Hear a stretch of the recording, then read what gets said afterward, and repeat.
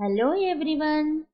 Today in this video we are going to learn about term 2 unit 1 geometry. In that we are going to discuss about the topic symmetry. Before that we are going to discuss about difference between 2D and 3D objects. First one, 2D object. An object that has only two dimensions, length and breadth, then the object is called as 2D or two-dimension object. Here D is nothing but dimensions. Okay. For example, see here there is one object which contains only length and breadth. If the object contains only two dimensions, it is called as a 2D object, and 2D objects are also called as flat objects. Let us see examples of 2D objects. Square, rectangle, triangle, circle, rhombus, parallelogram. These are few examples of 2D objects. Next, 3D objects. An object that has three dimensions, length, breadth and height or depth.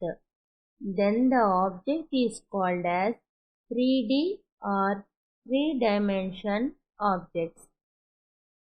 If we are taken any one object and it contains three dimensions, length, breadth and height, then the object is called as 3D or three-dimension object. 3D objects are also called as solid objects. Examples of 3D objects: cube, cuboid, sphere, cone, cylinder. These are few examples of 3D objects. Okay, move on to next topic, symmetry. Meaning of symmetry defines that one shape is exactly like the other shape when it is moved, rotated or flipped. Symmetry can also be defined as reflection or mirror image of any figure. Okay. Real life examples of symmetry are reflection of trees in water and reflection of mountains in lake. Wings of most butterflies are identical on the left and right sides. Okay, symmetrical figures. The figures which can be divided into two parts of equal shape and size are called symmetrical figures. See here, if any figure can be folded or divided into half so that the two halves match exactly, then such type of figures is called a symmetric figures. For example, here I was taken one figure and dividing the figure along with vertical line. When we divide this figure along with vertical line, it gives two parts, and the two parts of this figure looking identical in shape and size. So this figure can be called as symmetrical figure. Okay, next example. See here, there is one tree. When we try to divide this one along with vertical line, it gives us two equal parts which are identical to each other. then the figure is called as symmetrical figure. And the two halves of the figures are the mirror images of each other. If we think the line is mirror, then one side is looking as a mirror image of another side. Next, line of symmetry. The line which divides a figure into two equal halves is called the line of symmetry. And symmetrical line divides an object into two mirror image halves. For example, see here, I was taken one figure. When I divide this figure along vertical line, it gives two equal halves. So the figure is symmetrical. Now again, I am trying to divide the same figure by using horizontal line. The figure gives two equal halves. So we can say that this figure is symmetrical figure and these two lines is called as symmetrical lines. The line of symmetry can be vertical, horizontal or diagonal. So there may be one or more lines of symmetry for a figure. Symmetry in geometrical shapes. Here we are going to learn how many lines of symmetry for each two-dimensional shape. For example, square. When we divide the square along horizontal line, it gives two equal halves. Again, when we divide the same square along vertical line, it again gives two equal halves. Now try to divide the same square along diagonals. When we divide the square along the diagonals, it gives two equal halves. So we can say square is symmetrical figure and square has four lines of symmetry. Okay. Rectangle. A rectangle gives the symmetrical figures when we divide the rectangle along horizontal and vertical.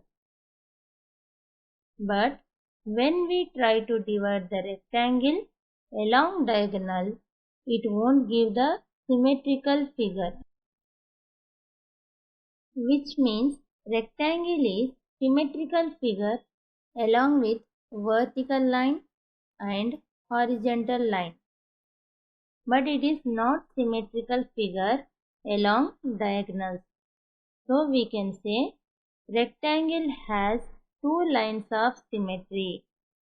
Next, circle. When we working with a circle, any line passes through the center of the circle is a line of symmetry. And when the circle is folded over a line of symmetry, the parts of the circle on each side of the line match up. So, a line of symmetry divides the circle into two parts with equal area. So, we can say a circle has infinite lines of symmetry. Next, triangles. As we know, we have different types of triangles. They are scalene triangle, right angle triangle, isosceles triangle, equilateral triangle.